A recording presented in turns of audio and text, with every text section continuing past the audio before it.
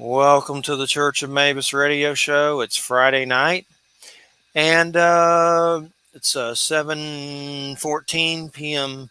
Central here in Florida. It's been raining for days. It's kind of annoying, but we needed the rain. Luckily, nothing too frightening. Uh, and Jay's supposed to be with us, Jay McNicholas, but he's having some tech issues, so Mercury retrograde slapping him around a little, I guess, in a Loki slap. And hopefully he'll be with us soon. And tonight's guest, Madam Pamita. Did I say that correctly? Yep, perfectly. Yep. Okay, I just wanted to make sure. And your book's Baba Yaga's Book of Witchcraft, Slavic Magic from the Witch of the Woods from Llewellyn. Yep, there it is right there. Yeah. And great to have you here. And this is your third book? This is my third book, my most recent book. Before that, I had a book on candle magic, and before that, a book on tarot. And then those are the three published books I have. Yeah. And what initially started you on this journey, your spiritual journey? I know you have some family that were into witchcraft, but what can you tell us about a little background, what started everything? Well, I was really fortunate to grow up in a magical household. You know, I had a mom that my grandmother practiced healing, and my mom did little magical things. I wouldn't say she was real deep into it, but she, even though we were raised Catholic, my grandmother was Catholic and did magic. And I think this is a story of a lot of people who grew up in magical households in the States, and certainly in Ukraine. There's a lot of people who practice magic, but are still religious people, devout people. Same thing here. We think about in the South, the Appalachian magic, for example, granny magic. We see that hoodoo practitioners in the African American community. These are all people who are oftentimes church-going people who do magic and what I would call witchcraft.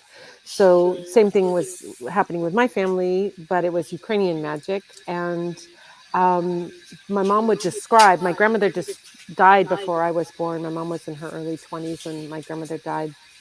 And then, so my mom would describe these things that my grandmother would do and, give me little snippets, but there was no context for it. You couldn't find a book about it. Even if I think about when I was young, it was the 70s. And then it was rare you could even find a tarot deck, let alone books on magic. You had to really search for things like that. Probably go in the, back of a magazine, find an ad and send off for it. That's the kind of thing that would have to happen for a lot of these occult things. They were truly occult back then. And so I was always kind of looking around and searching, but not coming up. I was coming up empty-handed on these practices that my grandmother did until a few years ago. I have a friend, Katie Carpets, who has a shop called The Witchery. She's Canadian Ukrainian. So she had some books in her shop. And I looked at this book called The Word and the Wax, and it described this practice that my grandmother did, which was to heal by pouring beeswax into a bowl of water over someone's head.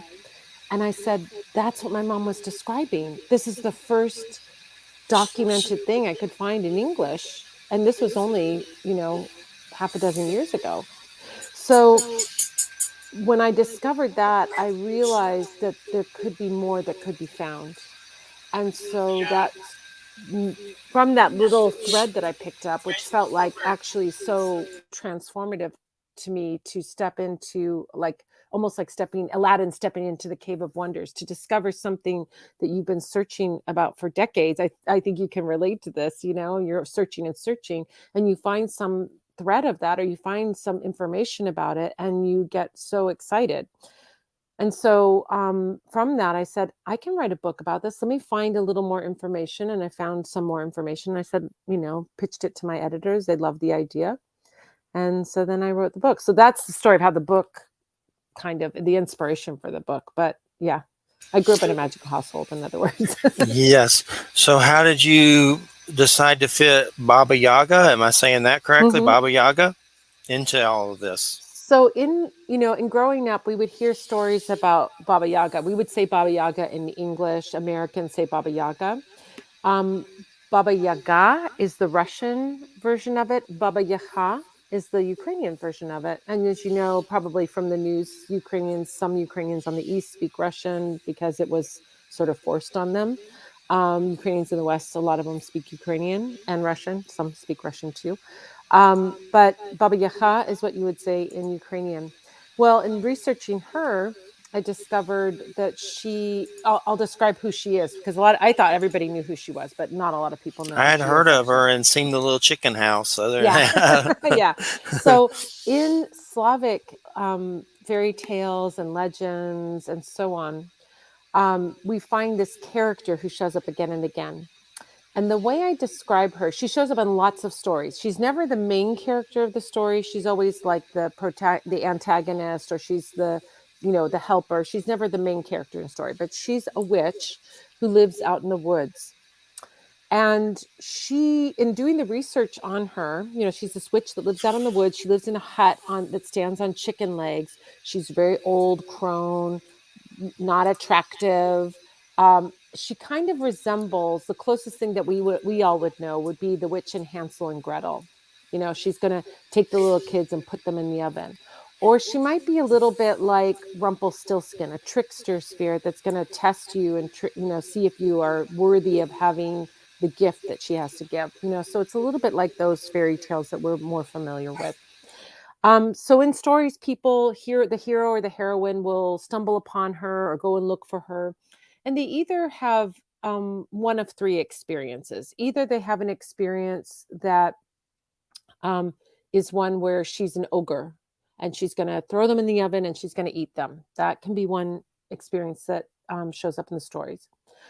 But in doing my research, I found that the older stories actually show her as being more ambiguous. She could be nice or she could be mean, or she could actually be someone who tests the hero and the heroine. And when they pass the test, she gives them some kind of reward, either information or a magical tool or something like that. So she in oh she another thing that's an attribute of her that people may come across is that she flies through the air in a giant mortar and pestle. She has a mortar and pestle. She flies through the air or she goes along the ground and she's chasing, that's how she moves around and chases people and so on and so forth. So I grew up with this character in my there he is. Hi, you made it. About time. um Yeah, my computer's really slow. That's all right. You made it. That's what's important. there he is. But okay, we're talking about Baba Yaga, and So in looking at her, she's this sort of character. As I started doing more and more research on her, we could see that she's represented as a Russian figure, but that is only because Alexander Afanasyev was the first person to document this oral tradition, and he was Russian. So he was going around to Russian peasants and collecting these stories, just like the Grimm brothers collected stories from the German peasants, right? And then created the book of the Brothers Grimm. So he saw their success in Germany, and so he decided to do the same thing in Russia. But what we find is actually this story is not a Russian story. It's pan-Slavic, which means all the Slavic countries have a version of this witch that lives in the woods. And so by going in, ethnographers have figured out that she's actually an old spirit that existed in pagan times, and that she was the mother of the woods or the grandmother of the woods, and you would make an offering to the spirit and you might get a reward in exchange, or at least be protected when you went into the forest. So Slavic spirituality has this sort of, if you go back to ancient and shamanic times, really going back to those times, has this concept that spirits are out there, they exist, they're real, and they may exist on another plane but meet on our plane, but we want to appease them, or we want to ingratiate ourselves to them to make sure that we are protected, that they aren't attacking us or they aren't messing with us. It's a little bit like in celtic ancient Celtic beliefs, fae folk. good folk, fairies. You know, you don't, if you, fairies aren't Tinkerbell that are there to do your whim. They are real beings that live in another dimension, and they have feelings. And if you are disrespectful, they're going to treat you disrespectfully. And if you're respectful, they'll either leave you alone or they'll grant you some kind of boon. So, yeah. It's definitely fascinating. And what's up with the chicken house? Ah, so The that chicken leg house. I The know chicken leg all house. about the chicken house. You do? From a Dungeons and Dragons point of view, it was I knew that was going to come up at I'm a some point. well, D&D player too. it's one of like the most magical. It's one of the most unique magic items in the realm, and we encountered it. One of my friends did the dungeon of it. It's like the second like dungeon module they made, but it came out in a few supplements earlier. But you have to be really powerful characters to even A, enter it, B, survive it, and C, get out alive. Yeah. I think my character probably died inside of it 3 or 4 times. So How long have you been playing Dungeons and Dragons? I used to DM. I haven't played in a long time, and yeah, I miss it and can do it through video games in some level, but it's not the same. But some of them will get pretty close.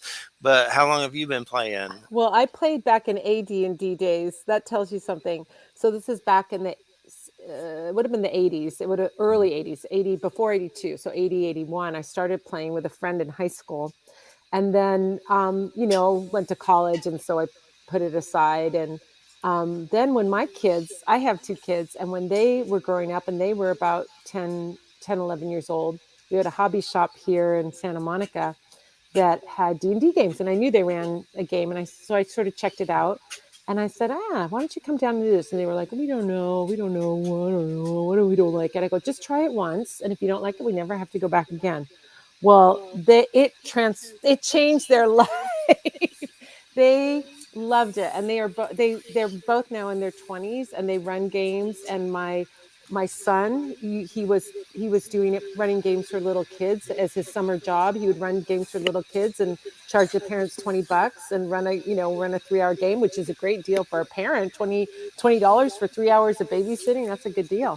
So we're a D&D family. So, and we play now, my kids, my one kid's in college and one's at home. So we play For the King. Have you guys checked out For the King? No. Oh my gosh. Go on Steam. As soon as we're done here, go on Steam and download For the King.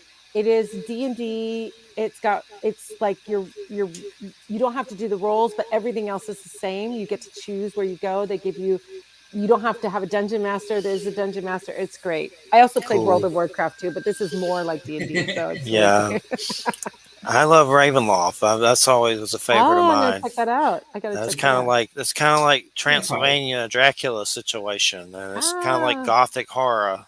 So there's like Frankenstein and Dracula and kind of stuff like that. They're called different things, but yeah, Ravenloft. And Jay's hasn't played in a long time, but he reminisces. I got you both beat. I started playing in 1977. The game came out in 74. Wow. I don't know if it made it in the move, but I just moved to the new house. I don't know if it made it, but I had the original like box set. It had 3 little like staple pamphlets in it: the DM's Guide, Magic Items, and like the 3 halflings, probably, right? When they were still calling them hobbits, right? Yeah, it was just Dungeons and Dragons. There's no advanced, no second edition, no first, third, fourth, whatever. Oh my and gosh. The dice that came with it were so pointy that they were sharp. I mean, you could throw them at someone and they would stick in their forehead. So it was dangerous. It was a dangerous game to begin with, but I've been playing since then. And all through college we played. And my DM down in college, he's the one that ran the module with the dancing hut. And in that dungeon, Baba Yaga is not present. She's not in it. Just the hut. And it was one of the hardest things ever because, and I don't know if this is true about the actual Slavic version of the hut, but when it's idle, it sits on the ground, at least in the Dungeons and Dragons world. And then when it becomes active, it stands up on 2 chicken legs and then dances around, runs around, and you move anywhere. The rooms change configuration every time you get into it. If you leave and come back in, the room you wanted to go back to is no longer where it was. It's somewhere else in the room. And it's kind of like the extra dimensional pocket. It's like the TARDIS, like the Doctor Who's TARDIS. It's bigger on the inside, than on the outside. So we entered it when we were like at level 10th level characters, and it's for character level 7 to 10. And we nearly, I mean, almost all of us died through it. So it's not a fun place, but it definitely brings back all like the Hansel and Gretel type tales Yeah. of people encountering witches that want to eat them. And I thought that might be a good question for you: is Baba Yaga the same witch as in the Hansel Gretel tale?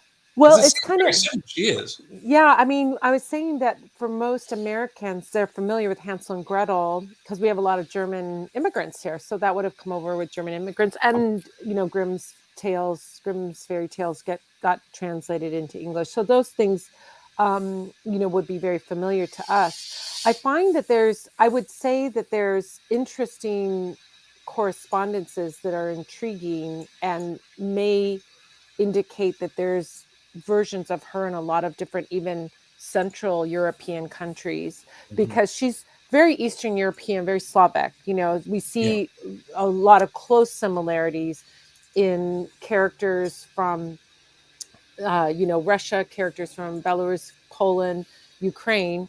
When we get into the Baltic countries like Serbia, there's Baba Roga. Now she's a little bit different. She has like a rhinoceros horn in her head, so that's one of her attributes.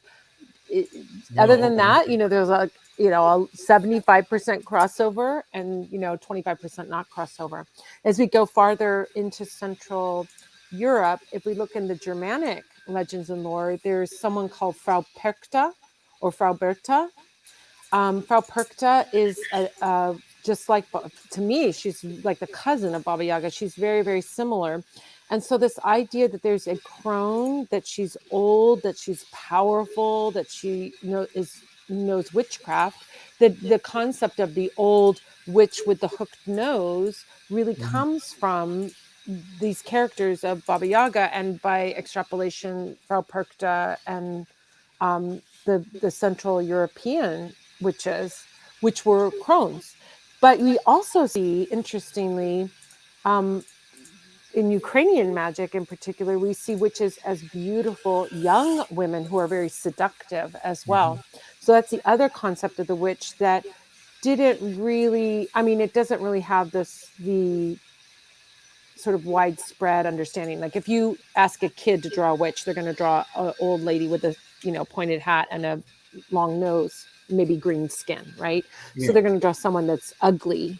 So that's more the dominant concept of what a witch is. But a lot of times in Ukrainian stories, she's young and beautiful and sexy and alluring as well. So I think of that. But to go back to the house, I want to talk about that house for a second, because the D&D version of it, what I found in D&D is whoever writes these modules, they do their research. Mhm. I find, I'm looking for um, these cryptozoological spirits, I guess you could call them. And I find these real obscure, interesting Slavic spirits, and then I'll look it up, and half the time there's somebody that's added it to a module or made it a monster in D&D. And I'm like, Yeah. wow, that person is they're really on top of it. They're not just making stuff up like Pokemon. This is stuff that's actually legend and lore, and has a basis in um, folklore, which is so fascinating. It's so good, right? They really do. I mean, Gary Gygax is the guy who started it in Yeah. '74 with Dave Arneson, and the guy, his last name is Ritchie. I forget it. He may have also been a Dave Ritchie. Also, I'm not sure.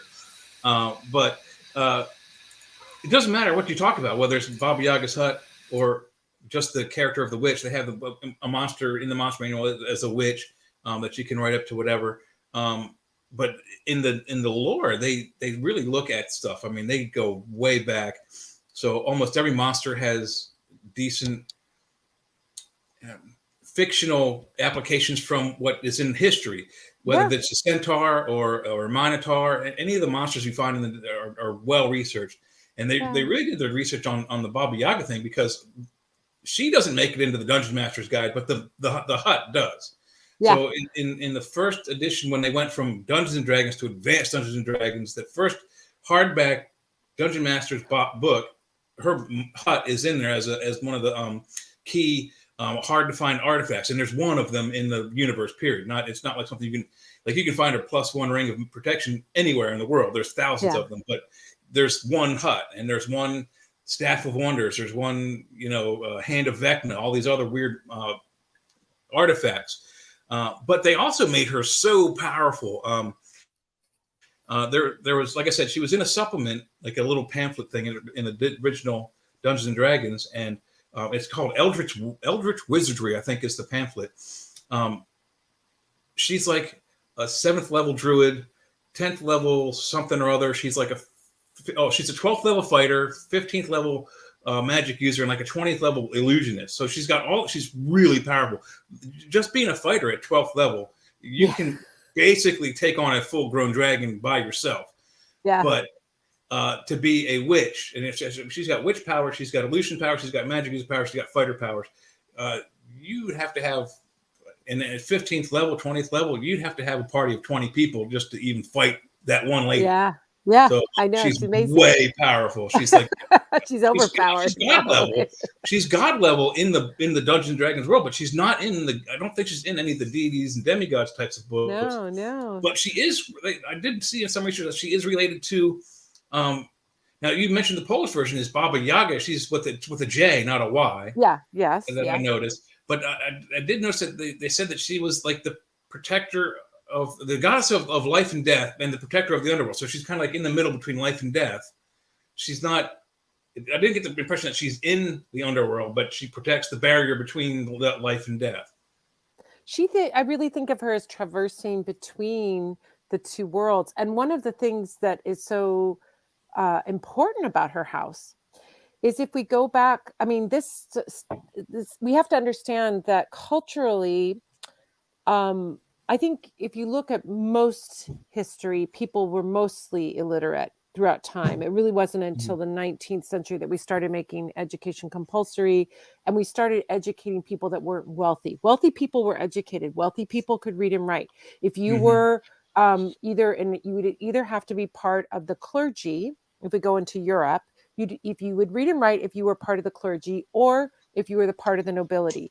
Peasants didn't have time for school. You learned how to farm, and you learned to do whatever you needed to do to exist. So, for example, my grandparents were illiterate. They didn't learn to read and write because they were peasants in Ukraine, which was then Galicia, where they were. And so if you look at the history of these old folkways, they got handed down as an oral tradition. Now, if you look at the sort of bigger history of what's going on in Eastern Europe from back then, up until 988 CE, we have pagan beliefs that are akin to Druid beliefs, because the Celts actually originally came from Eastern Central Europe. And then they spread over Eastern Europe, and then they migrated over into Scotland and Ireland and Wales. So this tribe of people, the Celts, that had a priestly tribe, the Druids, traveled in that way, but they stayed as well. The area that my family is from, which is now part of Poland, which was its own country, was called Galicia. Galicia, just like Galicia in Spain. It's called Halicna in Ukrainian. Galicia is Gaul, which is Druid. Germany. I mean, Gaul, which is Gaulish, which is Celtic, right? The Gauls in France and the Gauls in, so on. So the practices that existed were very similar to Druidry. People were worshiping in oak groves. They were nature loving. They were pagans. They were worshiping for many, many years, and not until more recently with Viking influence did they become more thinking about a pantheon of gods. Before that, they were working with just the spirits of nature, and you just had the shaman in, and so you understand that was the older practice. Before there was this pantheon of gods and demigods, there were spirits that people were working with. So she is so old, she falls into that ancient spirit world. Her house, the people that lived in that area were Trypillian people. And they have started to find these civilizations of 10,000 people living in communities in 5,000 BC in these areas. They would have communities that were built and 10,000 people. So they were like cities, really small cities. They weren't like people just living in caves. They weren't nomadic. They were building something and staying there. The Trypillian culture had a spiritual practice of initiation. This idea of initiation has existed up until really only modern times. Initiation means if you want to be a warrior, you need to be initiated into the warrior, which means you somehow need to prove yourself. You also need to show your willingness. I mean, we still have that when people join the military. You got to go through boot camp. If you don't make it through boot camp, you aren't going to be a soldier, right? Mm-hmm. So this idea that you are initiated into something, whether it's you're going to be a healer, whether it's you're going to be the priest or the priestess, whether you're going to be the soldier, the warrior, you would be initiated into that group. And initiation means you're dying to your old self and being reborn as your new self. So these initiation huts that existed 7,000 years ago were shaped like animals. They would stand on 4 legs. They would have a doorway that was shaped like the mouth. And the shape of the hut would be the totem animal, we would call it, or the symbolic animal of the tribe or the group. So if we were the wolf clan, then our hut would be shaped like a wolf, and you would go into the wolf's mouth to be symbolically eaten by the wolf. You would meet your teacher who was going to initiate you, who was going to test you, who was going to see if you were deeply committed to this change, see if you were ready for this change. That's who Baba Yaga is. She lives in a hut on chicken legs. Yeah. With the symbology, I mean, it's on the book. Yeah. In the D&D version, it's round, but it's the same basic configuration. What can we determine? What heraldry can we get from the chicken legs? I mean, what does that mean? The chicken tribe, I guess. Chicken power animal. Chicken powers activate. Well, there's also there's also this idea that, I mean, bird women and bird goddesses and bird magic is very, very, very ancient. We see it in Greek mythology with the sirens. You are familiar with the sirens, right? They're bird women that call and sing beautifully, and Odysseus has to have himself tied to the mast so he doesn't fall into the seduction of who they are. That's after he forces his crew to stuff their ears with wax so they can't hear him. Yeah, exactly. So the idea of the bird goddess, the bird woman, or the snake woman, she is connected to both of those. And so this hut on chicken legs also has another reference point, which is the idea that this hut moves around is very, very rule breaking. Yeah. Slavic homes were built with a particular format. The holy corner was in the east corner of the house. The peach, the stove, was in the north corner or the west corner of the house. The loom was in the the north corner, and the work area was in the south corner. You had these particular areas of the home that were mapped out according to the directions. And if you had a house that wasn't following those directions, it was like bad luck for the person living there. You would never do it. So here we have someone who kind of just thumbs her nose at convention and says, my house turns around. East, north, south, and west don't mean anything to me. I'll have my house turn around and face whatever direction it wants. In the stories, whenever anyone approaches the house, they have to have the secret password. And the secret password is hut, hut. Turn your back to the forest and your front toward me. If you don't know the magic words, you're not going to get into the initiation hut. So you first have to have the secret password to get into the initiation hut. Once you get into the initiation hut, she's going to test you. She's going to test you with things that are impossible or seemingly impossible. But you have to be brave, bold, clever, and resourceful. And then you can figure them out. Now, she doesn't give you a puzzle just to give you a puzzle because it amuses her. She's testing you because you're an initiate, right? Mm-hmm. And so when you work with her spirit, in my own experience in working with her spirit, she's going to test you. It's like a coach, though. It's like an Olympic coach who says to you, Jeffrey, I'm going to take you to the Olympics. You guys are going to get the gold medal. But to do that, you're going to have to come here 15 hours a day and train 7 days a week. And you're going to hate that coach, and you're going to cry, and you're going to Yeah. be mad, and you're going to swear. But in the end, when you get to the Olympics and you get the gold medal, you thank your coach, don't you? Because without that pushing a 15-hour day, 7 days a week, you would be probably Yeah. not even make the team, right? I don't think I'd have a problem with that, especially if it was in either the archery or the sporting play, the skeet competitions.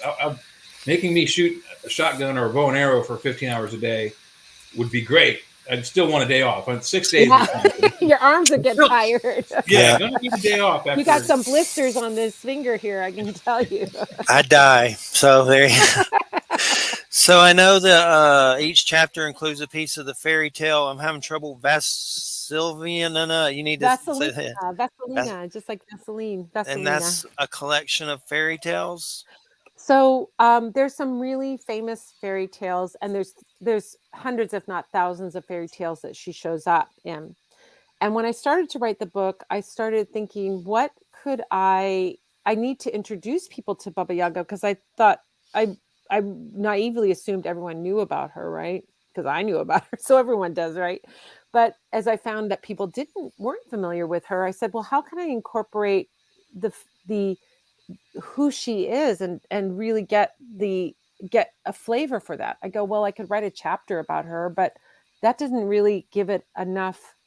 It didn't seem to give it enough, So I came up with the idea of creating a story that sort of blended a bunch of elements of a lot of her stories, kind of around this framework of one of the famous stories, which is called Vasilisa the Brave, or Vasilisa the Wise, or Vasilisa the Beautiful or Fair. It goes under different names. Vasilisa is the Russian name. And since I'm writing about Ukrainian magic, I changed it to the Ukrainian version, which is Vasilina with an N. So this character is a young girl who is really ultimately being initiated into witchcraft and magic. So I took elements from this one, that one, and the other one, and I wove them in because they served to talk about the concept that I was talking about. So, for example, in the story, she comes to a crossroads, and then and she has to make a decision which way to go, and she feels uneasy at the crossroads. This is Vasilina, the little girl. And so then I write about crossroads magic in there. And then in the next part, she meets the forest guy, the master of the forest. And so I talk about him, so I sort of wove these different characters and practices and beliefs and so on into the story, and they came from different stories. So this isn't strictly a story. It's sort of a Frankenstein mishmash of stories put together to sound like one story. Cool.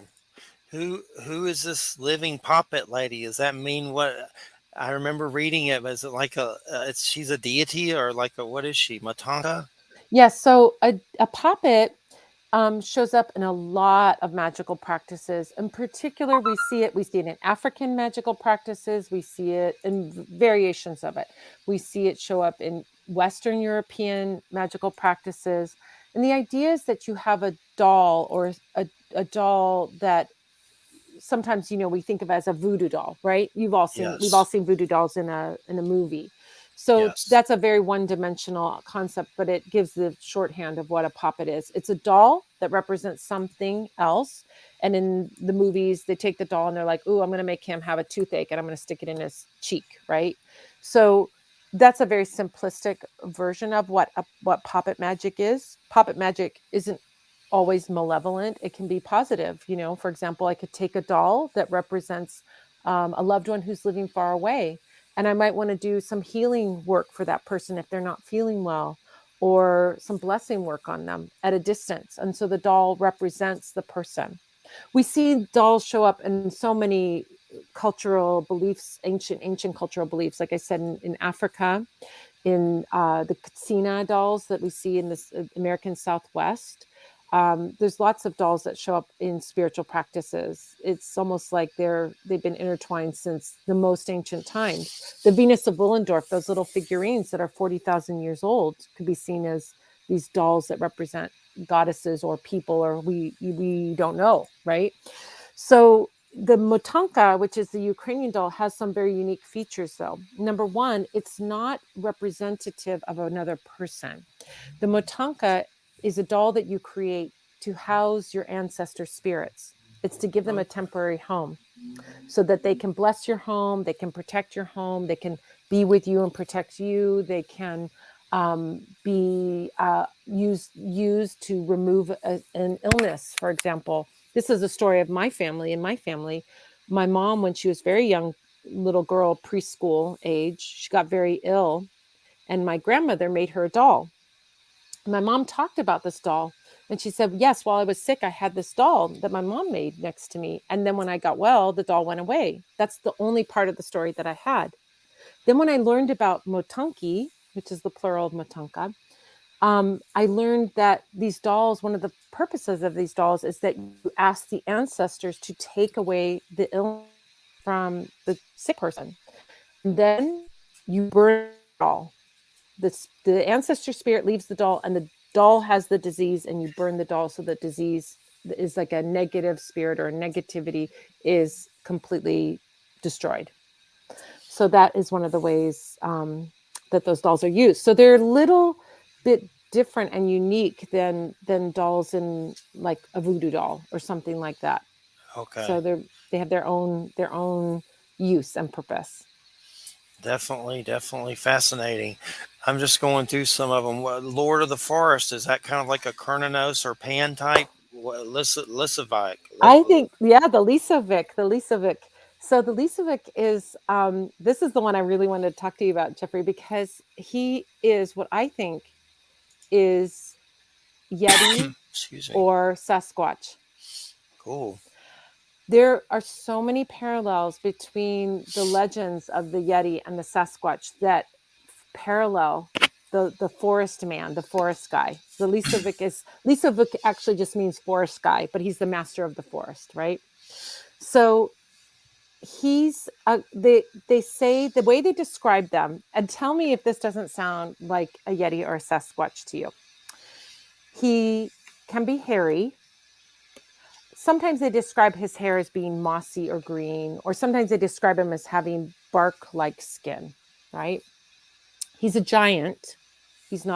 But he's also a shapeshifter. So they'll say he can, he's in his normal state, he's a giant.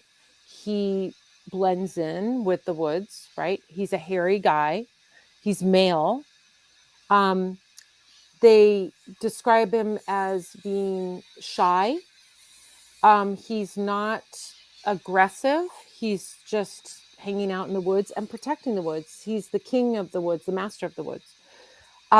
They say that they are solitary, but they're more than one of them. There's not just one guy. There's one guy per territory, and he hangs out by himself. He hides in the woods. He doesn't, he's shy guy. He doesn't, he isn't aggressive. He isn't chasing after people. He's not a monster. And someone who is going into the woods would make an offering to him. So if in like the Carpathian Mountains, which is the western part of Ukraine, very high mountains, beautiful, one of the biggest natural, still virgin forests in Europe. It's really one of the last ones. Big forest, right? If you've ever gone into a forest, it's a place that can be so beautiful and also so dangerous, right? So many dangers there, but also so beautiful. And what we find is that these spirits that are in these legends that I bring into the book are the same. They're absolutely beautiful. They can be benevolent. They can bring you beautiful things. Or if they're disrespected, they can really screw you up. So one of the things that the Lisovic will do is if you are not coming in with an offering for him, and what an offering could be would be some eggs, perhaps a loaf of bread, some porridge. You would leave something for him and tell him, I'm leaving this for you. So you're making an offering so that you are protected when you go into the forest. If you don't leave an offering, or if you go into the forest very disrespectfully, making lots of noise, breaking things, leaving trash, swearing in the forest, treating it like it's a joke, he'll start to mess with you. He can call your name and it sounds like you're one of your family members or your friend calling you, and you'll go toward that voice and then you'll get lost in the forest. That's why he Or messes with all those dudes. They go out there. Let's get us a squatch. He has fun with them. yeah. Uh, So I think of this guy as being, I mean, he is a shapeshifter. He can go very small, very big. But I think that these stories that we have, they don't spring up out of nowhere. And the fact that we have stories, this is what I come to all of my beliefs with a skepticism, a healthy skepticism. I'm like, that's interesting, but I need to, see about it, right? Well, when we start to see practices and we start to see beliefs pop up in very diverse areas that really don't have contact with one another, that there's a Yeti and there's a Sasquatch and there's a Lisovic, and they all have characteristics that are similar, what does that tell you? There's something worth looking at there. Definitely. So then rather than it being, I think, rather than it being something that's a figment of someone's imagination or a made up thing, right? Oh, I imagine, whatever, someone saw these things and talked about them and told the stories of them. And there's a lot of stuff with Bigfoot. Like I know a guy named Kawani Laparitis, who I've interviewed. He has a good book, The Sasquatch People. He talks about there's different kinds. Like there's like I guess the regular kind, but there's like an ancient ones who are like a race that have been around a long, long time, and they may even have like some sort of civilization or something like that. Like they've been around. Of course, there's weird Bigfoot stuff in the Bible too, King of Saul and all that stuff. And I've also wondered about the pan creatures. Was it satyrs? They're kind of similar, sort of maybe. So there's definitely Exactly. some similarities for And then sure. we find, that what we find is we look culturally in lots of different cultures. We find stories of giants and we find stories of little people. Leprechauns in Ireland, Menehune in Hawaii. Did Hawaii and Ireland have contact with one another? Very unlikely, right? It's like But yet, Norse and Native American. There's yeah, dwarfs and little people. There's exactly. In Scandinavian culture, there's the Tomte or the Nisse, right? In Ukrainian culture, there's the Domovic, who's the house spirit. He's a little guy. He's a little hairy guy. We have the Bannock, who's out in the sauna, who lives there. We have the Ovanik, who lives out in the barn. So there's all these little people who inhabit the world, whether you see them and they live in a parallel world, they keep well hidden, who knows? But I think that the likelihood that ancient cultures had better contact than we think now, there's a lot that's so similar. The most similar story that I have, there's a Greek story, and then and I don't remember which Native American tribe, but a Native American tribe. It's the exact same story. The names have been changed to protect the innocent, as it were. But in Greek history, it's Apollo and Zeus, and it's Apollo's 7 daughters that Zeus is after, and Zeus gets close to him, so Apollo raises the ground and makes a mountain under them, which I think is Olympus. The daughters climb to the top of the mountain. Zeus gets to the top, and just before he gets to them, Apollo throws them up into the sky, and they become the Pleiades. In the American and Native tradition, it's like the great bear chief is trying to protect his daughters from the great sky god or something. I don't remember the name of the deity, but there's a deity coming after the great chief's daughters. He gets near, he raises up the ground, which becomes Devil's Tower. The great bear chief or great god gets to the top where the bear chief's daughters are, and right before he gets to them, he whisks them away, and they become the Pleiades. That is too specific to be so far away. And when we're talking 8, 9,000, 10,000 miles from Western America to Greece. Yeah. And those stories are almost identical, except for the names. I mean, there's got to be more to it than just, oh, those people never had any contact. Somebody did, because those stories have traveled Yeah. all across the planet. And like you said earlier about the Celts and the Gales, they come from Lower Germany, which was used to be called Gaul, and then there was a place called Galicia, which is Lower Gaul, and they went across Europe through France and Spain and Italy, and then up to the English islands, and then the Scandinavians came from that way. So the Irish at the top of Europe have all the culture of Central Europe, because it's all cyclical, but they're close. But how do you get a story from Western United States over to Central Greece? It's there's something's there. There's some kind of contact between those peoples.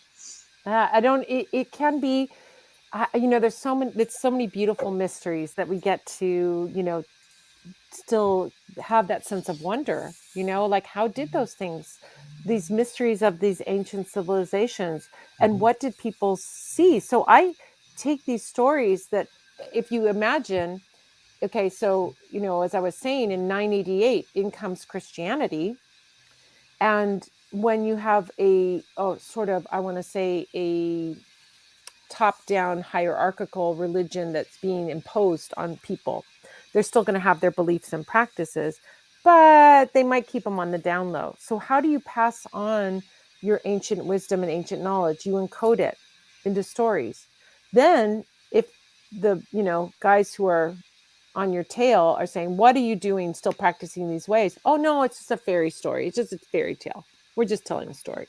But that's the way that you can find, without this oral tradition and without these fairy tales and fables, we would have no clue as to what our ancient ancestors did. And we can tease out the meaning of it when we start to see parallels, when we start to see something like, 7,000 years ago, people had these huts standing on legs that represented the totem animal, that were initiation huts. And we're seeing that in a story where it's a hut on where someone goes in for some kind of test, So that's how we get that encoded information. So when we have these stories, these legends that seem like, oh, that's so cute, that's a cute legend, I think there's something to those stories. There's something more than, oh, it's a cute story or symbolic story. I think there's some grains of real truth in them. Oh, I agree. We have what we call still, and we have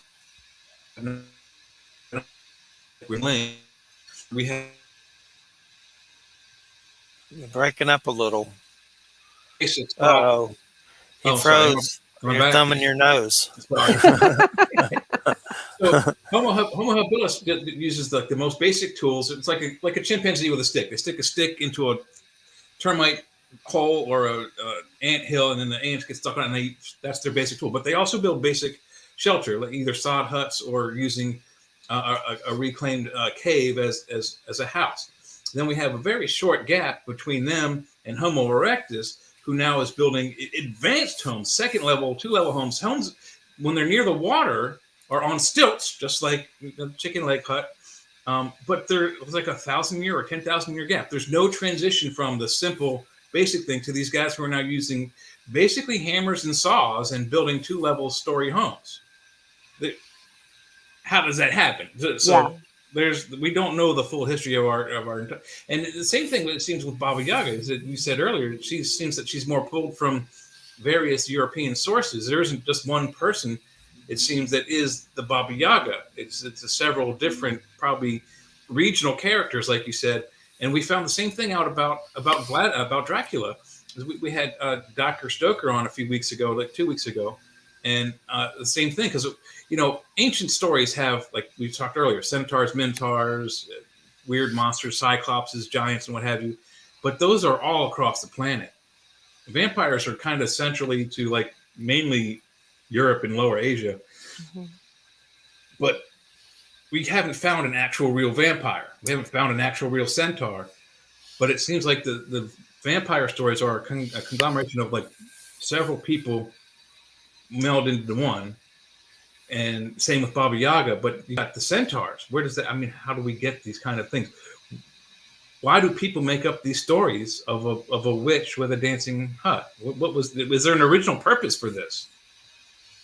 Well, I think of these things, it's interesting because when you say the vampires, and we bring vampires into the story, the upir with the upiri or the upir shows up in Ukrainian stories as well. But upir, which is the same as a vampire, in the name, they would call upir vampire, but it's also the name of a ghoul.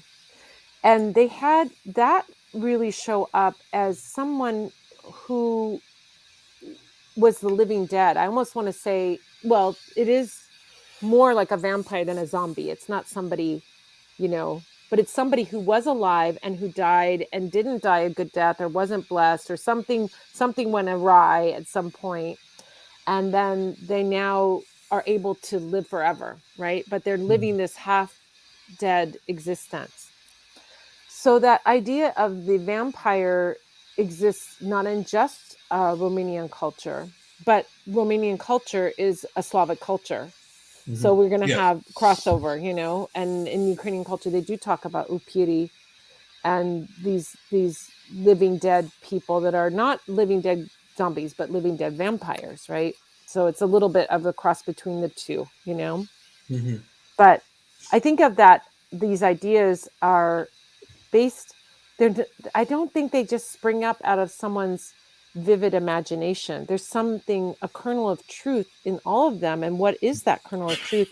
And that's what people who do this research into the paranormal and unusual things, that's what they're discovering and trying to get to, right? Is what's the kernel of truth, Yeah, absolutely. I mean, I think if we were able to go back in time to like before the legend really took place, we might find that creatures like Baba Yaga or sorry, humans, whatever, like Baba Yaga, the reason why we think of them as evil is because they went against the norm.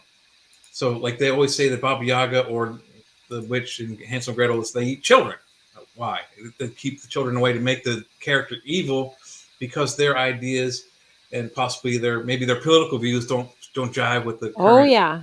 Oh yeah. mainstream political views. So I think that's probably where that comes from. Is it's like the boogeyman. But my parents told us don't ever go into those part of the woods. You'll get killed. Well, what the hell do you think we did as soon as we got away from them? We went into that part of the woods looking for what's going to kill us. Of I mean, course. you don't tell people. Like we've talked about this before on another show, and I said the same thing. You tell someone don't go in that part of the woods, the boogeyman will get you. The kids, as soon as they're not supervised, they're going to go in there looking for the boogeyman. Period. You tell them, hey, why don't you go over there and look for the boogeyman? He might kill you. They're not going to go. If you give them permission, it's not going to happen. So people back then, I guess, just didn't realize. You can go see Baba Yaga, but she might eat you. Well, I think then they won't go and see her. Yeah, exactly. But I think that the whole concept, what we see this time and time again. And I'm going to speak directly to Christianity because that's the dominant religion that came in, right? So we see it in Ireland. I mean, you can draw lots of parallels. We see it in Ireland. We see it in, all throughout Europe. So these gods, goddesses, spirits, if they were benevolent spirits, they subsumed them and turned them into saints. The classic example of that is Bridget. Bridget in Ireland was a goddess. When Christianity came in, they're like, we'll make her Saint Bridget. And you can still, have your little sacred well and you can have all your things, but she's a saint now. So they take the existing practices, the existing beliefs, the existing gods, goddesses, spirits, and they turn them into saints. Well, you've got these problematic ones. What do you do with Pan? Pan isn't going to be a saint. No way is Pan going to be a saint. He's wild. He's free. He doesn't follow directions. How do you turn that into a saint? Oh, okay. So we're going to make him the devil. Now every attribute that's associated with Pan, feet, legs like a goat, horns on his head, tail, we're going to describe the devil as that. So he's a devil now. Yeah. And the same thing happened with Baba Yaga. You have a very independent, very powerful, independent, rule-breaking, doesn't give a crap about your rules. You're not going to turn her, there's no way you can turn her into a meek and mild little saint. So then she gets cast as a demon. And that's when we start to see these stories show up where she's an ogre. But prior to that, she's not an ogre, because nature isn't an ogre. Nature isn't an ogre. Nature can be ambiguous. Nature can be awesome, beautiful, and great, but nature can kill you, right? So she's that you can't do anything with an ambiguous being like that. So you turn him into a demon. And then when they turn him into a demon, you're like, well, don't go here. I am Christian church on high. Don't go over there with her. She's bad and evil and will eat you. That's who's turning her into the boogeyman, not the parents. It's the church. So that's why we see this, we see this in all cultures where another religion comes in and sort of imposes their belief system and turns evil. We see it in propaganda now. The propaganda is now. It's not just that. I mean, they absorb cultural holidays. I mean, the Christmas holiday was in Egypt times was the birth of Osiris. And so all of that, it's almost every tradition that's in the religion came from another religion or another pagan type of deity. So it's amazing. I mean, you kind of have to do that. Otherwise, the people that you're trying to conquer with the religion, they're not gonna follow suit. They're gonna just get in the way.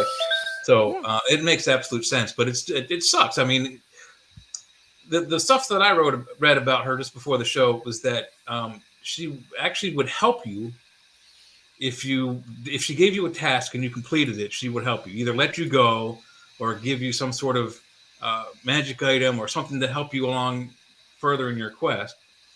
But then I don't know when the shift was, or some paradigm shift, and now all of a sudden she lures children to the hut to eat them.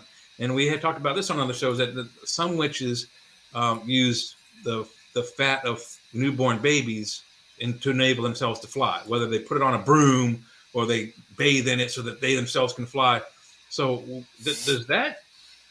where does that come from? What is the whole thing about eating the children? I mean, why is that? I've never understood that.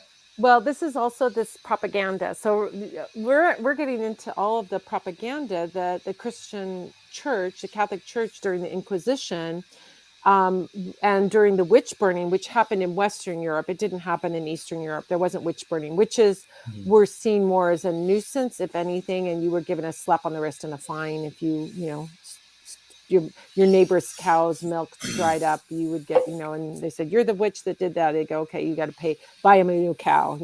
That would be the punishment, right?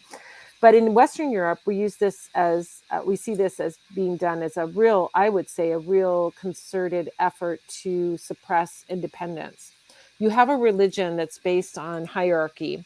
There's a pope at the top, there's priests there, and then the people are at the bottom. That's a real hierarchy. This is not egalitarian. You have authority figures above you.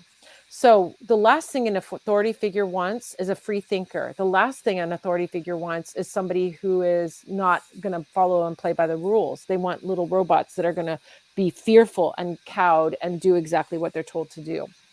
So, I mean, that's how one person can keep many people under control, is you cannot have rebels, right? You cannot have anybody doing their own thing. So this was a systematic way of wiping out and taking power away from people who had power, primarily women, but also some men too, who are cunning men, cunning women, herbalists, healers. We don't want people having their own practices. We want them to follow our practice. So now we're going to destroy anybody who has any gumption, who has any independence. This, a lot of times, I mean, if we look at the witch trials and we go into that whole thing, which is not part of that Eastern European world, but the Western European world, but relates in some way, is that you had a woman who is a widow. She inherits. The only way a woman could own any property is if she was a widow. She wouldn't inherit the property. She would have to get it through marriage, and that's the only way she could get it. And then if her husband died, then she owned the business or she owned the property. Well, that could be a dangerous thing. She doesn't need a man. She doesn't need, she's got her own thing going on. And maybe somebody's jealous of her. Why did she get that thing? Oh, I'm going to say she's a witch. If I say she's a witch, and there's already this propaganda around that women are powerful and can do magic, right? then I can grab that land from her. We see lots and lots of stories of this in colonial America. It happened in Western Europe. It happened where people just were pissed at their neighbor or wanted something that their neighbor had, and so they accused them of witchcraft so that they would be killed. So this is the idea that witches sacrifice babies and use the fat of babies to fly on a broom is purely coming from this. I can't think of the name of the book. There's a book that they had, Malefic. I can't think of what it's called right now. But this book that was used by witch hunters to say, okay, these are all the bad things that witches do, and we're going to accuse you of doing this, and this, we're going to torture you until you admit to doing it, and so on. Right. So that's where that all came from. That came from no witch came up with that. That was the twisted minds of the people that were trying to kill the witches and find excuses to kill women. It's Maleficarum. There's something like that. I've heard of it. It's the Latin word that begins with Maleficarum. Yes. It's like the two, yes. And so none of the things all those things are made up by the accusers. They're their fantasy, they're twisted fantasies about what witches do. But what were witches really doing? They were doing herbalism. They were doing magic with herbs. They were, doing connecting with nature and nature spirits. They were, we could say the shamanic practitioners of their era. And perhaps they went into, other trance states and did this, but most of them were just herbalists and midwives, Yeah, and the problem is that the history is always written by whoever is the victor. So if you weren't the winner, you don't get to write your own history. But I think it also comes from there must be an ancient history that we don't know, because prior to probably the written language was like 6,000 BCE. Most societies were matriarchal, and at some point there was some sort of rift where the men took over from the women and created this hatred for women, and it's been going on probably since at least 12,000 BCE or sooner, or further back rather. So I don't think it's anyone's particular fault, but that's, I think, also part of what Jesus's problem was, is he was starting to bring into society that women should be part of politics and banking and real estate and religion even. I mean, if you look at the actual painting that Da Vinci did, the person sitting directly to Jesus's right is not a male. It's Mary Magdalene. And there's a lot of people that say that she was married to him. And he was also a rabbi. He was a rabbi also to begin with. You cannot be a rabbi in Jewish culture unless you're married.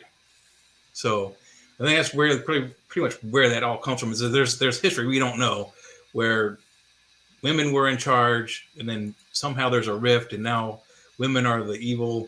They're the witch. They're the Baba Yaga. So that's probably. I mean, I wish we could find that history, but it's probably underneath the Pacific Ocean or the Atlantic somewhere, and we'll never find it.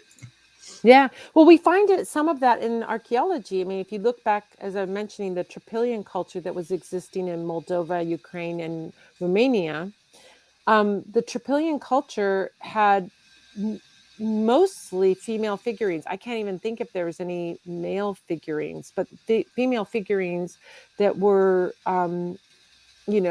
these deities, little spirit houses. We don't know exactly what they were used for. So we find the Venus of Willendorf, goddess of Willendorf, Venus of Willendorf too, which is a 40,000-year-old little figurine that they found in Germany. And, cave paintings. I mean, we see women showing up in these things. And I think if you look at a culture where hunter-gatherer cultures, the gathering, which was probably mostly women, we know that was mostly women was doing the gathering and mostly men were doing the hunting. But that gathering is what sustained people day to day. So they were seen as equal partners and valuable to the community. It wasn't like, this hierarchical structure. The community worked together. So it sort of makes sense that you would have, and then also not understanding, because a woman gets pregnant and 9 months later she has a baby, Mm-hmm. you see her having the baby, and the man's part of it is that was 5 minutes 9 months ago. You know? Yeah. If she was lucky, it was Yeah. 5 minutes 9 months ago. Uh, but so if we go back and look at Baba Yaga, that not counting the new history, that's how we know her as being evil and eating Yeah. children and whatnot. What would her role would have been? Would like if she was in my village and I broke my leg, I go to see her.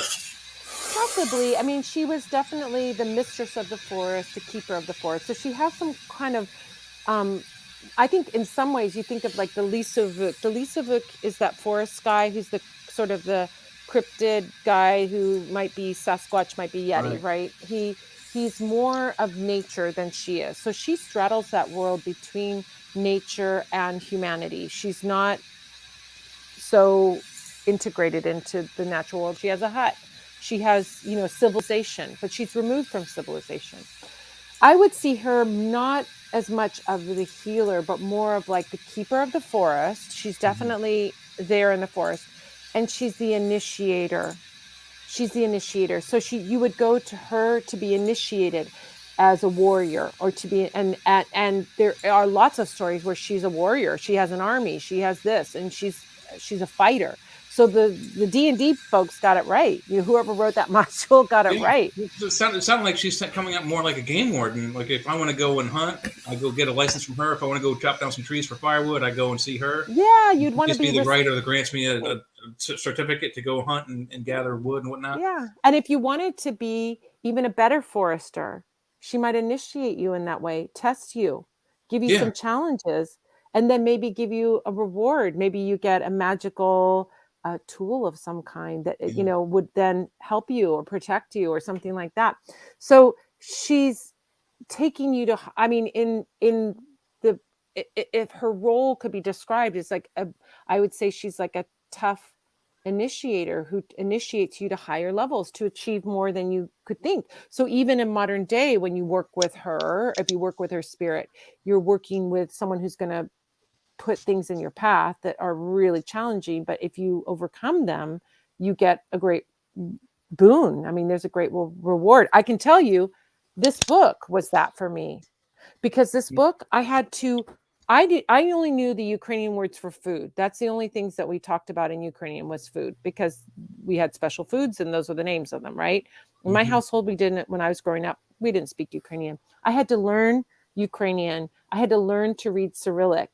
I had to um I had to like research in another language. I had to learn how to look for doctoral theses and find these ethnographer articles. And I mean, and I had to take footnotes and find footnotes, and it was the most insane book project I ever had to work on. It was like a hardcore doctoral thesis is what So this you is. actually had to learn Ukrainian just to write this book. Yeah, because I had to find the information in Ukrainian because it wasn't in English. All right. So Yeah. I had to like learn how to research in two languages, one of which I had to learn. So you can imagine that if someone said you have to do this, this, and this to do this book, I would never have done it. I would have gone, Right. that's beyond me. But So once I got into it, from start to finished product, how long does it take to get to this product right here? so I started this book in 2019, the seeds of the book, and I started the pitch for the book in 2019. I wrote it all through COVID, which was like the perfect Yeah. time. I was working 12 hours a day at home, just Yeah. writing and researching and finding and organizing information. I mean, I had a document that had at one point 300,000 words, and this is, I think, 90,000 words or 100,000 words. So this is like, I had so much massive amounts of work to do, but it was a perfect thing to do when we're in quarantine, right? We're all hiding out. Mm-hmm. So I mean, I was working on the forefront there. oh my gosh, oh my gosh, Yeah, I work at a home improvement center, so I was on the battlefront in oh my gosh, when 2 years. I everybody's haven't gotten it, so I mean, amazing. got to Well, knock on bless my you. wooden desk.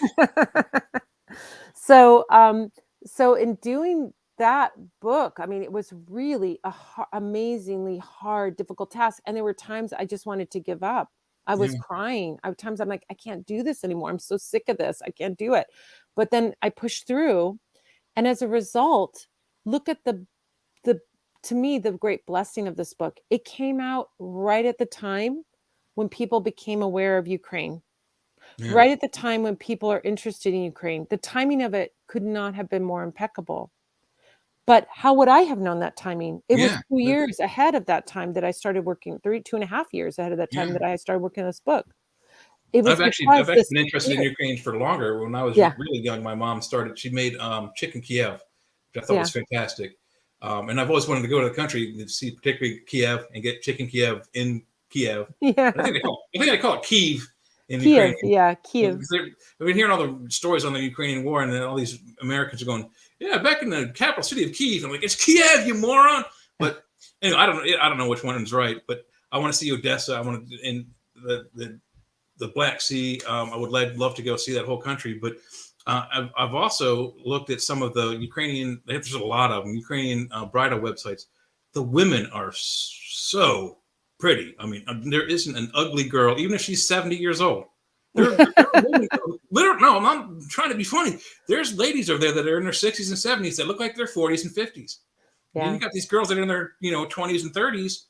They look like they're 12-year-old. Supermodels. They're Yeah, they're supermodels. 12-year-old looking supermodels. It's like it's the most beautiful people on the planet. So it's a shame what's going on over there. But Yeah. this book hopefully brings some light onto the people, and we can get Putin the hell out of there. Yeah. Yeah. It's really a Hey, shame. Yeah. hey, Jay, can you hear that noise right now? No, you don't. You're okay now. There's I nothing don't coming up with know. your voice. Just if you hear it, let me know. I have a window Yeah, AC that may be part of it, but you said you that's just probably heard what it it was. briefly. Yeah. Well, it's still going, but if you hear it for some reason it sounds too crappy, let me know and I'll turn it down. But All right. so I know you talked about angels some to me before the show.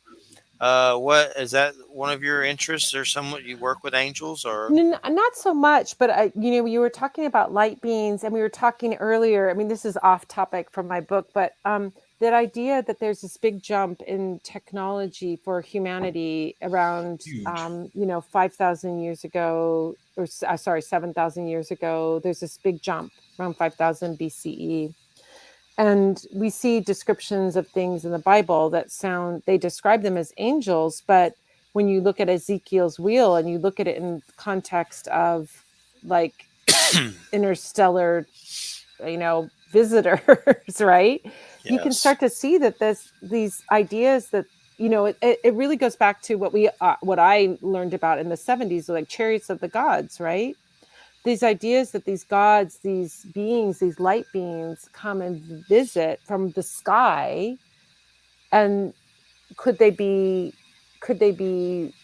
people from another dimension, another time, another planet, another what, but that the interesting jump in technology that occurs at that moment in time, like a huge leap of technology. Like you said, they were living in caves, and then all of a sudden they're living in two-story houses and building pyramids. I mean, how Yeah, does that happen? yeah, Right? that's one of them, and the other one, the shocker one.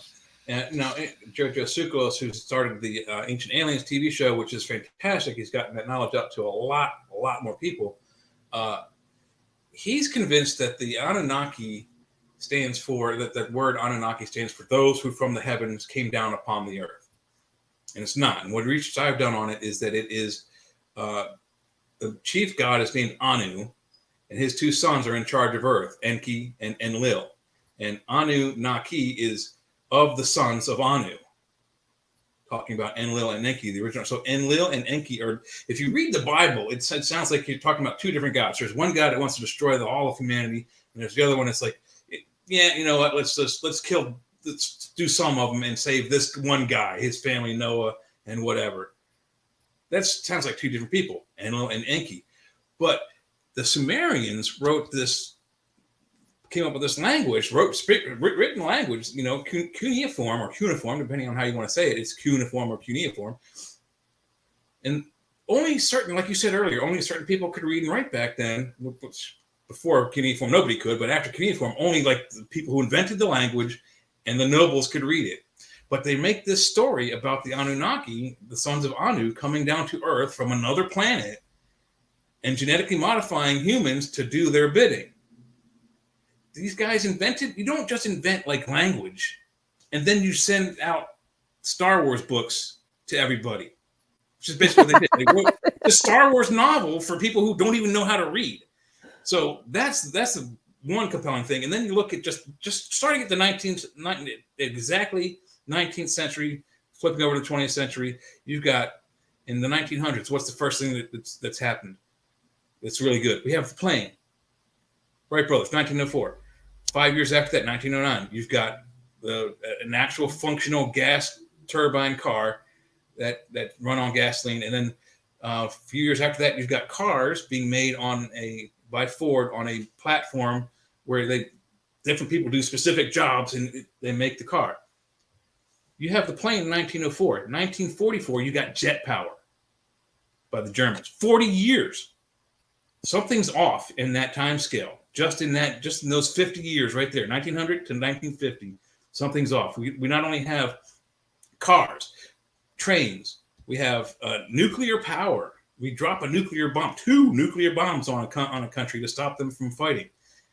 All in 50 years. Go back 2,500 years. Go back to 2,500 BCE. You've got the Egyptians who allegedly built the pyramids without the technology to build the pyramids. It's physically impossible for the 4th dynasty of Egypt to have built the pyramids that we're all supposed to believe that they did because they're the ones who discovered them. Something is way off from not just the 1900s, but from 6,500 BCE till today.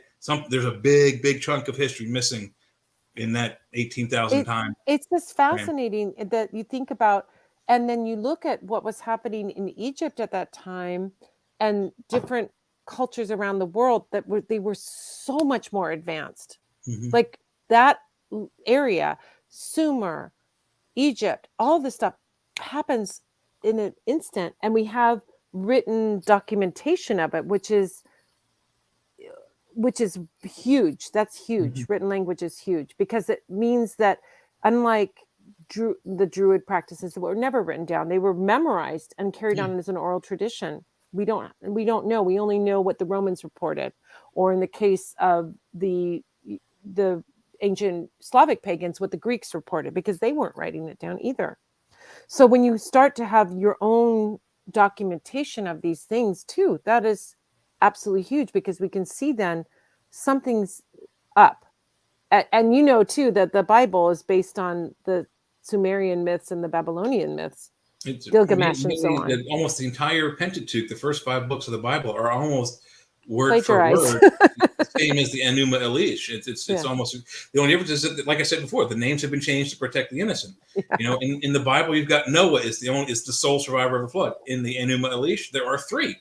One of the names is Yasudra, and then there's like 2 others. There's like 3 or 4 different people in the Sumerian tradition that survived the flood. So I mean, there's, like you said, there's a kernel of truth in those stories. We just need to find the entire story. Yeah. I think it's fascinating. Some people, I have lots of friends that are very interested in life on other planets and what do you want to call it, extraterrestrial visitors and things like that. I haven't seen any, and it's intriguing to me in a sort of distant way. I'm like, that's to me macrocosm stuff, and I'm more interested in microcosm, like looking at what's here on Earth and the odd things that happen in our material world here as well, you know? So, I mean, Jeffrey, you've seen light beings. You were talking before we went on the air about seeing light beings.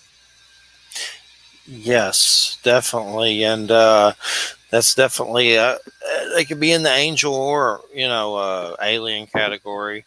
I know there's an author, Artie Six Killer Clark. She has some books, Sky People and Star People, Native American encounters. And she talks about there's a race of alien light beings that somewhere in a story put up their handprint on a rock in the desert.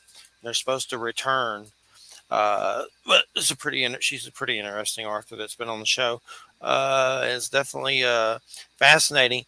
Is there anything in any of that you've come across either in your book or and with Slavic stuff where it seems like they may be alien? Like I know with fairy lore, there's stuff like when they get taken to Avalon, and there's some of that's kind of similar to the alien abduction kind of stuff. Is there any kind of creature that seems like that at all, or anything?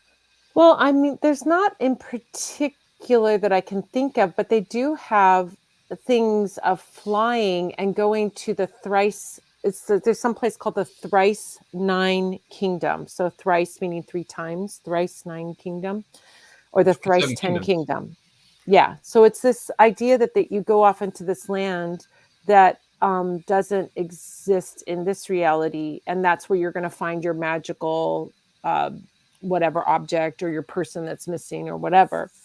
And to get to the thrice nine kingdom, you usually have to fly to get there. So you're either flying on a magic horse, or you're flying in a mortar and pestle with Baba Yaga, or you're flying on a carpet, or you're flying in some way to get there. And that to me has that echo of like, they didn't have things that could fly. Birds could fly, but they didn't have any kind of vehicles that could fly. So it could be technology that came from, extraterrestrials that they were witnessing in some way, or someone experienced. Someone was abducted and they were taken to some magical place and then brought back. I mean, that's, Sounds like aliens to me. yeah. I mean, that's where we start to talk about there. They have the thrice 10 kingdom, where you go to the mountain of copper, the mountain of silver, and the mountain of gold. Or so I think of these things that are very allegorical, very symbolic, but where do they come from? I don't think it's someone's pure imagination. I think there's some sort of basis in that. So what Yes. could be I mean, if imagine a mountain of copper, silver, and gold that could be taken to another planet, and there are structures that are there that are made out of metallic material, right? Yes. So that could be a possibility there. Is there anything would you is consider evil or parasitical in any of these type beings at all that comes to mind? Um, Not in particular in what I'm talking about in my book, but there are lots and lots and lots and lots of beliefs about curses, lots of beliefs about curses. And so it's not really an entity so much as an idea that you're very vulnerable in this world to negativity in general, whether that negativity is someone having a jealous glance and looking at you with envy, which can cause you problems, or someone's actively cursing you. So a lot of the practices are about protection from the sort of negativity out there. So starting in chapter 1, I talk about embroidery. And if you've noticed and seen in Ukraine, a lot of people wearing embroidered shirts, right? Yes. Those shirts are called vishivanki. And vishivanki are worn as protective talismans. This Ooh. isn't just a beautiful decorated shirt. It's beautiful. It's Kind of decorated, like a but it's ghost shirt or It's a something. shirt to protect you specifically from evil and to bring you blessings. So each of the Nice. symbols that are embroidered on there have a specific intention or meaning. So, like a square or a diamond shape would represent a field and fertility. So that could bring blessings of abundance, or healthy family and so on to your home. You might see a little zigzaggy kind of maze shape. That's called a creepy tenets. It's called a circle dance, and the reason for that is that evil will get caught in that labyrinth, in that maze, and won't be able to make it to you. So it's a way of capturing any evil spirits or anything like that. People are also very vulnerable from things. There's vulnerable places, liminal places. And now you guys know about liminality. So liminal places, and liminal times, are seen as exceptionally vulnerable places and times. A liminal place could be the crossroads, for example. Crossroads is it's neither here nor there, right? You could go this way or that way. So you're in this in between state when you're standing at a crossroads, and you're vulnerable to possible attacks by negativity. But it's also the place where you can leave negativity. And one of the really unique practices, we see crossroads practices showing up in lots of different systems in Africa, in hoodoo and African American hoodoo, and in Celtic lore. We see crossroads practices, Greek mythology. working at the crossroads is seen as a magical place. But one unique thing about Slavic magic is it's a place where you can leave your negativity behind. So let's say you have an illness or misfortune of some kind.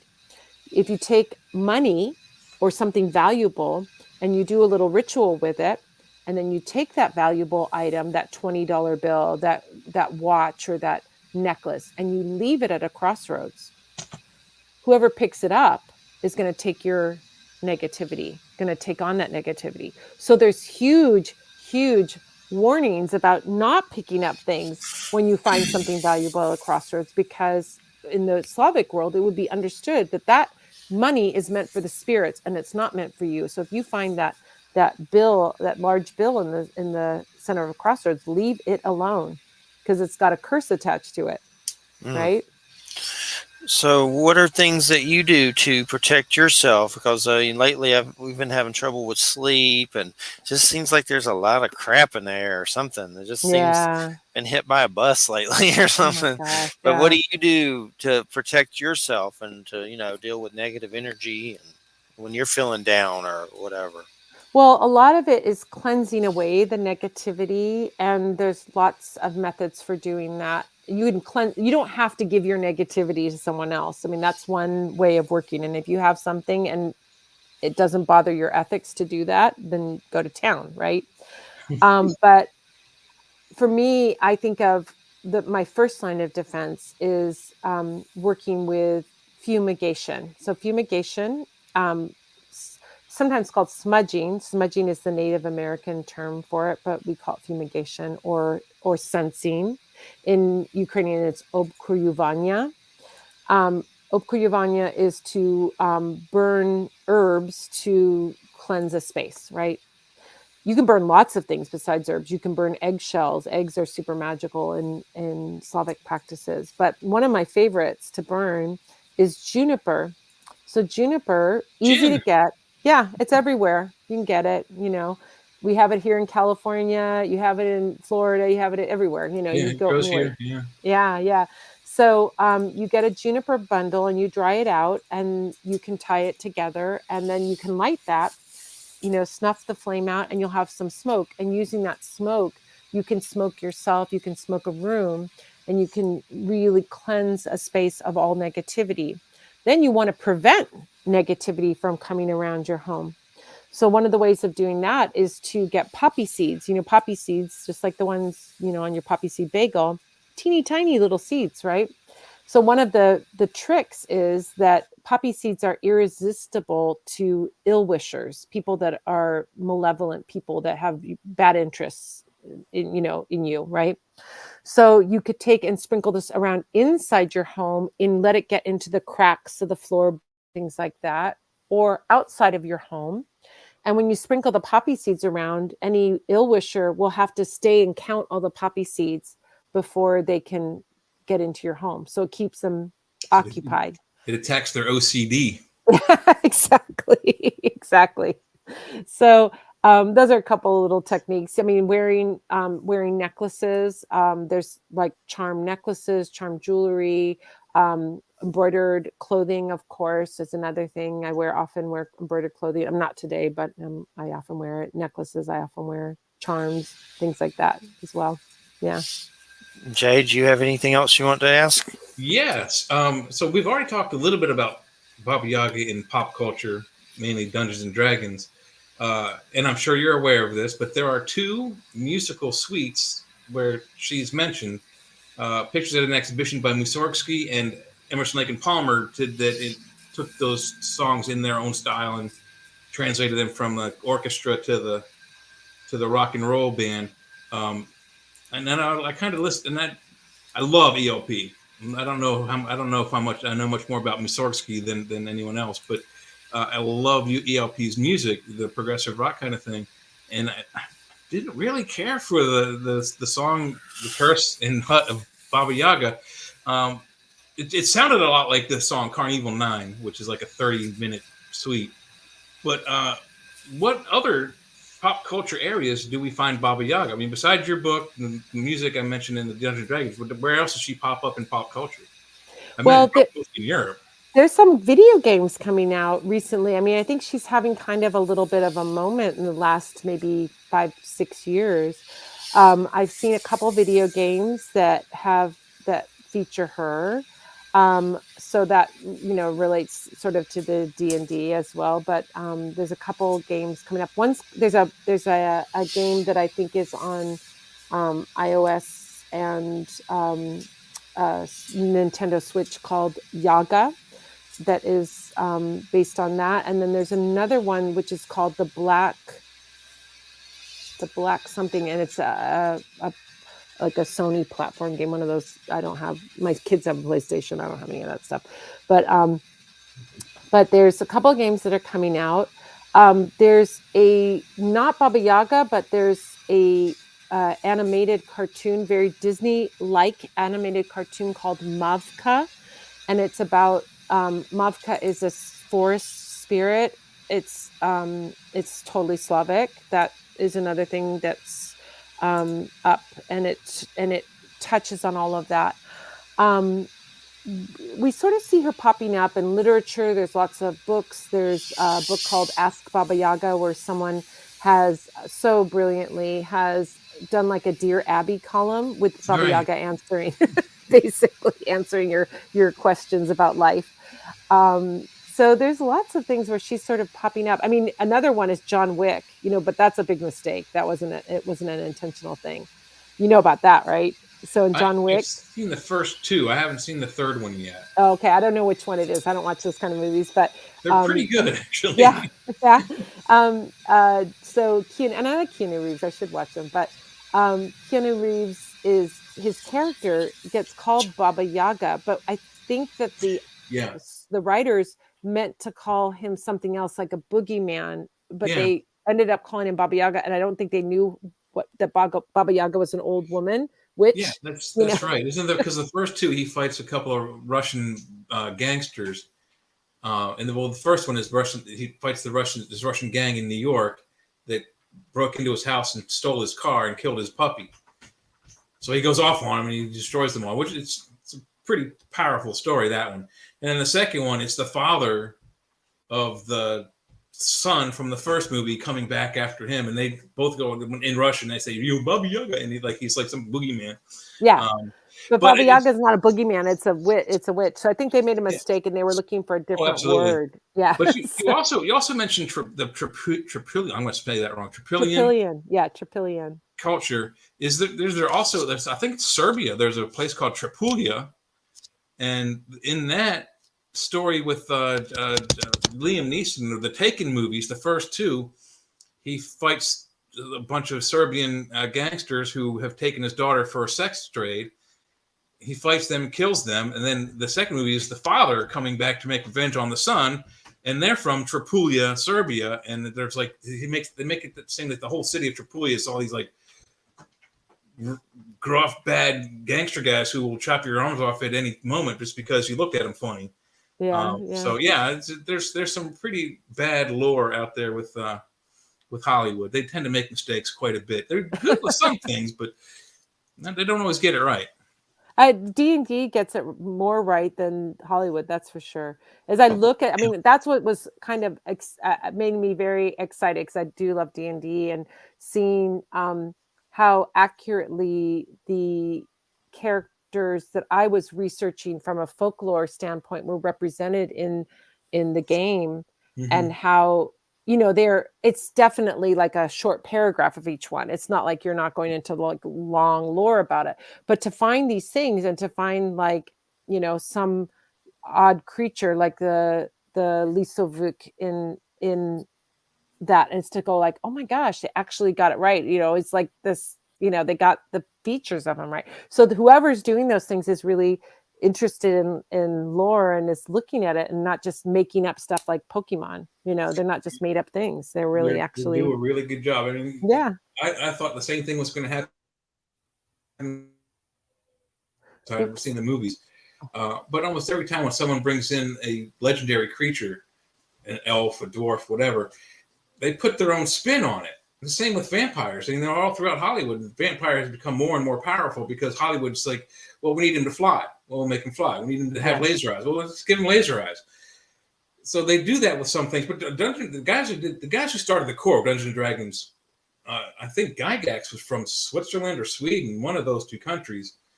And so whatever he did to start that company, which is now Wizards of the Coast, or now owned by Wizards of the Coast, he ingrained in them that if you do it right the first time, you don't have to go back and fix it.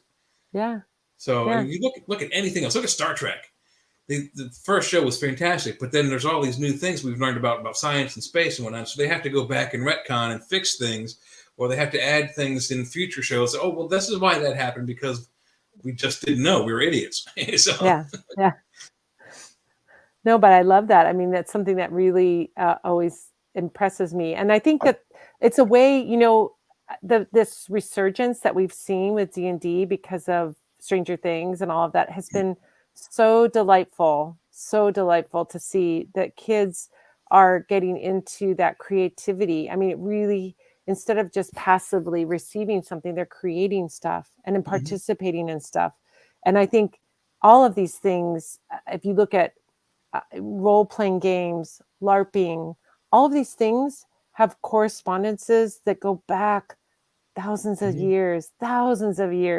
People were sitting around a fire telling a story and altering the story and including the people that were around them in the story, or acting things out in dramatic ways and practicing things. I mean, I think of these things being so part of our human experience, and it delights me that it didn't fall away when technology came in, but in fact had a great resurgence.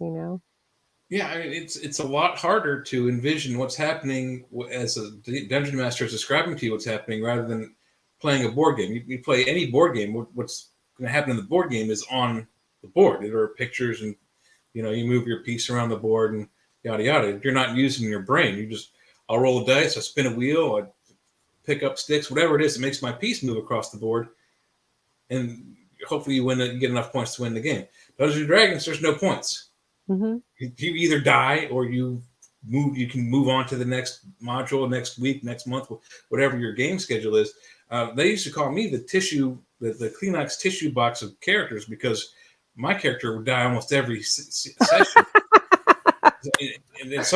Don't go too attached to your character, because no, I never did. I have a couple that survived. They were killed several times that survived, that I keep that I'm going to use as NPCs later on if I ever start playing again. But you got to use the creative side of your brain to play that, because you're envisioning what someone else is telling you, and you got to imagine. Oh, Jay, I want to show you, Jay. Oh, beautiful.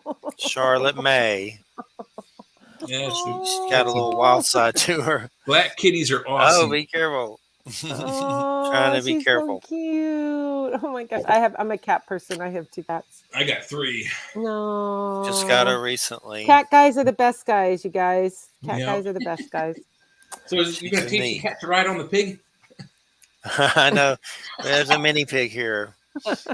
And it ain't so mini no more. That's the problem with those mini pigs. They're not always mini for very long. The guy said it was, but I don't think it's like a normal. It's not going to get crazy, but it's still pretty plump. That's all they care about is eating. That's to a point of obsessiveness. But was there any other cryptids that you want to recall, or was it the Bigfoot, or was there anything else? Well, that's the main one that I think out in nature. There's definitely there's the Rusalki. We didn't even talk about those. The Rusalki are the water spirits, and the Vodyanek. Vodyanek is the deep water spirits. So the Rusalki are what they call mermaids, but they're not mermaids like we think of them. They've got legs, so they look like regular women, but they live in the water. So they live in fresh water, springs, rivers, ponds, and so forth. In the wintertime, they're under the ice. They don't come out. When the ice melts and the spring comes, they start coming out onto the land, and they have to carry a comb with them. So there's some similarities with mermaid lore, because they carry combs and they comb their beautiful hair. They're beautiful young women. They're either nude or they're very, thin little wet shift, a wet t-shirt. And they're these beautiful young women that come out of the water. They come and fertilize the land. And so when you're not looking, they would come out and they would come to the rye fields, and they would dance and sing and play and giggle and laugh and have fun. And that was to make the rye fields really beautiful and lush and fertile. And then they would go back into the water at the end of June. They go back into the water. It's summer solstice, we'd say. It's summer solstice. They go back into the water. But they have a reputation of, again, so when Christianity comes in, oh, we're going to make them dangerous. They are ambiguous. It's just like water. Water can drown you, but also water can be delightful, right? So you have to be respectful. You can make offerings to them. They love cloth. They love yarn. Anything to do with spinning, weaving, clothing, they love. And you would leave that for them on the trees that overhang the river or the pond. But if you have to be careful around them, because they can be very alluring and enticing, and they can lure you into the water and then tickle you to death, which I don't know if that's a great way to die. Or if you're drunk and belligerent or, out of control, they'll drown you in the water. They'll take you down to their watery home. The deep water guy is the Vodyanik, and the Vodyanik is he's more like, he looks like a creature from the Black Lagoon, I would say. He's like shape of water. Yeah. And so he's the one that the fishermen appease whenever they're going fishing, because if they don't make an offering to them, he can capsize your boat, he can sink your boat, he can make you have a terrible fishing day, right? So fishermen still to this day will leave offerings, tobacco, a little vodka, a piece of fish or something to him, and ask him for a good fishing day. Oftentimes they take the first catch of the day and they put it back in the water for him so that they can have more. And so, yeah, that's another one. So All the right. Vodyanek, yeah. I've just realized the time. It's been great having you on. It's been a lot of fun, and thanks so much. Is there a website you want to give out or anything? Yeah, if people want to find me, they can go to Parlor of Wonders. It's PARLOUR of wonders.com. Or they can go to Baba Yaga's Book of Witchcraft.com, and they'll go straight to the information about the book on my page, and that will just take them to that page on my site, and then they can snoop around and find everything. I've got a podcast called Baba Yaga's Magic. If people want to know more about Slavic magic, it's available on iTunes and Spotify, and so you can find that there as well. So, well, we appreciate it so much. It's been a great show. Thank you. I hope you roll all crits, you guys. It was so nice talking to D&D guys. It was really nice to talk to both of you and just to have fun, talk about this really unusual, these mysteries that exist. Thank you again for having me. Let us know if you have another book in the future, and we'll definitely bring you back on. Thanks so much. Thanks, Jane Jeffrey. You're welcome. Have a great weekend. All right, everybody, you're listening to United Public Radio 107.7 FM New Orleans. Everybody have a great weekend. Good night, everybody.